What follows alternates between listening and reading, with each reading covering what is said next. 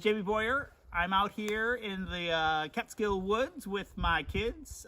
This is Amelia to the right of me, Sebastian, and that smile. Salutations. Behind the camera is my lovely wife. Hello! And we're out hiking. We're actually looking for some plants called club mosses. All right, so here's a couple of them. We actually have two different species here. There's this little one here. Sort of almost looks like a tiny little pine tree, but it actually is not. It's actually a plant called the ground pine. So Dendrolycopodium obscurum is the species name of it. And so this little guy, and this one, and this one. And then right next to it is a completely different species we have. And this is Hupersia lucidula, called the shining club moss. See the similarities, right? They got these teeny little leaves here, which make it look very moss-like, but they actually aren't mosses at all. They just get the name club moss. And the reason they get that name club moss is because they will make spores. They'll make little spores that come in cones that are club-shaped, and so they look very moss-like, right? This is a true moss here, which is unrelated, completely unrelated to these little guys down here, which are club mosses. So what's the difference between these? What's the difference between, let's say, a club moss and a true moss? The vascular system. The club mosses have a vascular system. Okay, so what does the vascular system in our body move? Blood? Blood. Yeah, right? So do plants have blood? Nerp. No. So what are they moving instead? Water. And sugars. Water, sugars, right? They're doing photosynthesis, moving water. So these guys are vascular plants. They actually have xylem and phloem, we call those cells, to move waters and sugars around.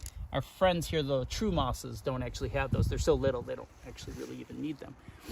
So why do I get so excited whenever I see club mosses? I mean, I'm a weird person, but why do I get particularly excited about club moss? They used to be like the size of like trees. Right. They're prehistoric. They're very prehistoric. They come from a very long ancestry. They've been around for maybe 400 million years, and their ancestors were the size of these trees that are around us. So we're in a hemlock, pine, some maple forest here, and these little guys had ancestors that were easily the size of these trees. So where we get our modern day coal, like coal that we find in Pennsylvania, West Virginia, all those kind of things, would have actually been from the ancestors of these plants. We don't get them from dead dinosaurs. We actually get them from dead club mosses, is where we get them from. So I just love them, right? Being a person who loves fossils and plants and geologic history, they're pretty cool, and they're not super common, right? So this plant here was used a lot in a lot of evergreen, like Christmas evergreens and stuff like that. People used to devastate forests. Luckily, people don't do that so much. They stay very green even when they're dead.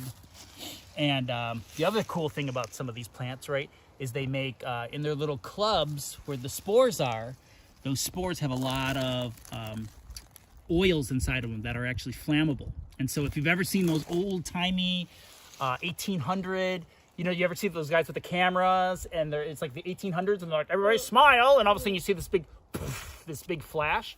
That was this powder, they call it lycopodium powder. They'd ignite that, and that's what they had used for a flash before they had flash bulbs. It actually is the spores of this plant, which actually they can start on fire. You can actually erupt them. No, the plant itself is not. It's actually the oil in the spores that's flammable as a whole.